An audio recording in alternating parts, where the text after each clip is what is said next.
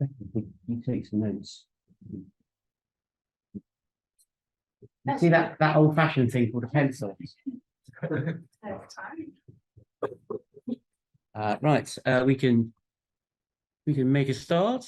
And if you decide you're in the wrong place, don't worry about getting up and leaving. It's absolutely fine.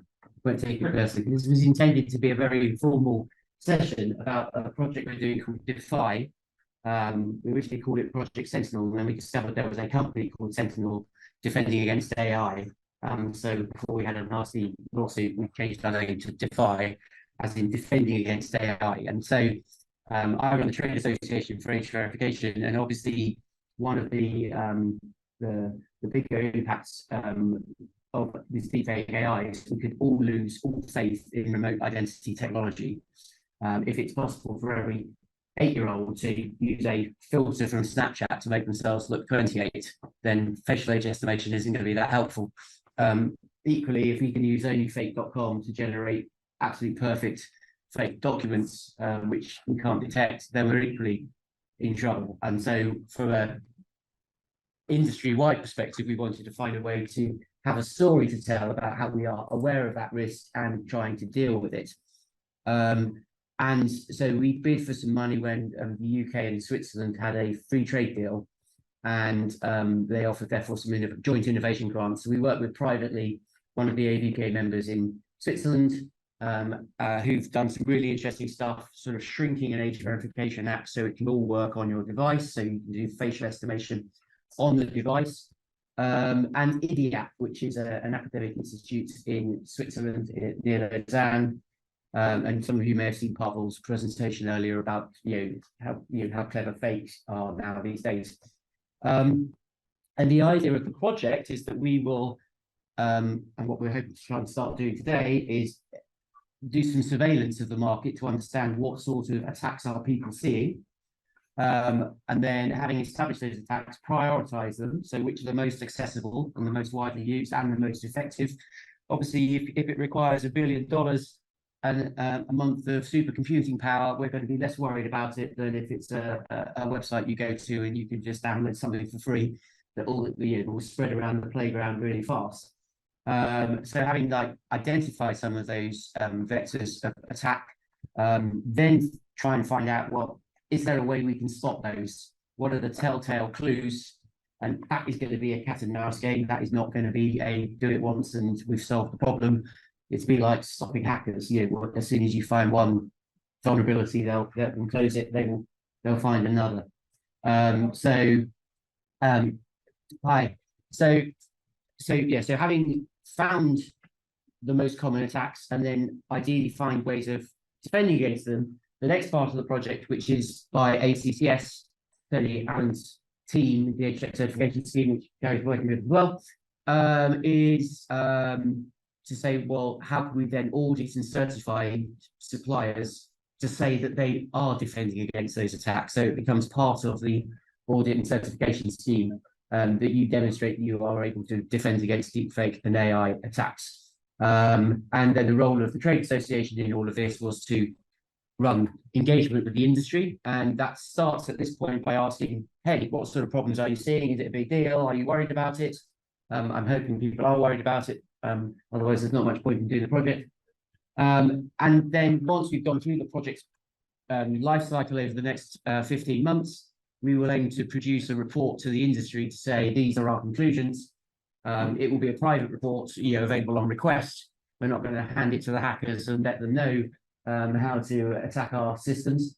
But also we hope to have created a sort of a continuous surveillance network, which is perpetually looking for new attacks, prioritizing them, looking at how we can spot them, and then finding ways to defend against them, and then obviously updating the certification process so that people have to defend against the latest new threat. So that's the project in a nutshell. Any questions about the project itself before we perhaps dive into examples and what people think?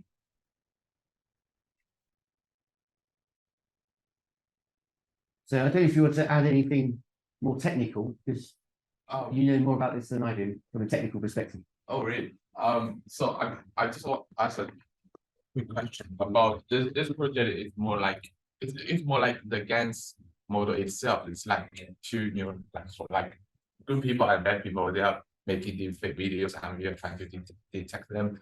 So our techniques are involving each other at the same time, which I don't know if there is an end to this. But apparently, for now at least, it is still the new techniques about making deepfake videos and detecting it, and the deepfake videos are emerging and evolving at the same time. Yeah. Yes. So I mean, obviously, we know that the fakes out there are extremely clever. There was the reported story a few weeks ago of a chap in Hong Kong who was on a call with his boss and 3 other people from the company. And during the conference call, the video call, the boss said, "I need you to send $25 million to this company or something," and dutifully followed the instructions, only to discover that literally nobody on that call was a real person and they were all AI generated on the committee, which is learning the hard way at $25 million out the door. So with that, I was just interested to we're small enough, perhaps we can just go around in turn, say where you're from and what you're interested in this subject is, and if you want to throw in some examples or things for us to consider. For me, Jason Mannion, when he was in Ireland, Children of Digital Age is my company, and we're kind of online safety and security educators. So I suppose my interest in this, first of all, would have to be imposing the age insurance on platforms to protect children, but also my background is as a policeman, so I'm always interested in how people are committing crimes or what methodology they're using in the online environment. Yes. So that's my interest. Yeah, I mean, and typically the levels of assurance we're looking for in age tend to be a bit lower than, for example, an identity, because you can't get onto an airplane and hijack it based on your age. You need an identity. So we are obviously talking about stopping people accessing pornography or buying alcohol or sharing their data when they're too young to be allowed to do so. So we don't have to be quite as paranoid as the people who issue digital identities. But at the same time, some of those harms to children are considered to be pretty bad. Particularly if you're exposing very young children to very nasty content. And it's like the same kind of methodologies used by threat actors, the kind of spanner and works for age assurance, are being used in very malicious ways as well, targeting children. Yes. Yeah, so obviously the grooming issue, so Ofcom here has just produced their guidance on how to sort of protect children from illegal harms, and a lot of that was around preventing children from being able to be contacted by strangers and all the rest of it. And obviously to do that, you need to know which of your users are children. They slightly overlooked that part in the guidance, but that's going to be critical to prevent grooming and so on. Miguel? Hi, my name is Miguel Peñalba. I work for the Spanish Data Protection Authority. I'm interested in this workshop because we are working a lot on all the related data protection issues to age verification system. Thanks. Hi everyone, Julien Branger. I'm cybersecurity solution developer, cybersecurity expert. I'm coming more from the other side of this team, from the ISO side, but this afternoon I'm interested by these topics in particular. So I've been since many years advocating for strong security assessment of biometric system. Because I'm on identity management and communication topics. I know where the guys from EDF, for instance, I've been working with them in the past on some topics related to biometrics role, and eager to understand the level of stress that we are aiming at to go through it. I mean, yes, that's what you said. Also to collaborate with to share my knowledge on identity related attack. Yeah, the techniques are quite similar. Yeah, we'd love to get your details and keep you engaged. So we've created a website, projectdefy.com or defyproject.com. I think I was getting it the wrong way around, but we'll share that And what we're hoping to do, obviously, the course of the project is do various consultations, open that up to the public, see if companies will give us information and send something. So this is a very forward-looking session because we're only 3 months into the project, and we've written a very good project handbook, which you always have to do at the beginning of a project. So, and we've sorted out our ethics approach as well, because obviously we'll be using a lot of data sets, and it's interesting. Academics don't seem to be quite so bound by some of the same restrictions on the use of data as commercial companies, as far as I can see. And Swiss academics operate in a completely different jurisdiction from our own. We'll just sort of leave it at that. But we're saying any data sets we use in this project, we're going to have a really good understanding of where it's come from, what the consent is for the use of that data, if we're using it to test systems to see whether they can be fooled. I'm Will Farquhar from Casper. So basically our interest is on algorithms that try to detect attacks with the presentation attack detection. We are interested in gun detection and also recently we started looking into our company's identity mainly, but we are looking into age estimation as well. Great. In the past few. Well, I've got a great trade association you can join if you want to get into age verification, which is the one that we run as well. So, Hi, yeah, I'll introduce both of us. So I'm Hannah Jeffries and Sue Bone. We both work for the Banking Group, and we're here with two hackathons today. So we are part of the team that launched the Lloyds Bank Smart ID app last September.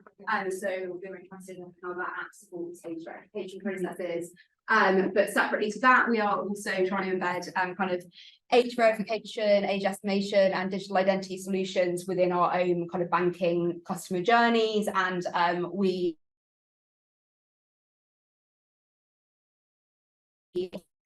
deepfakes and these types of technologies, which makes the job of embedding these new and emerging technologies quite difficult in our own customer journeys. And so the more we can understand about the threats, the more we can educate our stakeholders internally, the more we can help protect our customers, but also hopefully improve our customer journeys along the way. Fabulous. I know. Oh, don't nearly enter the meeting. That's no good at all.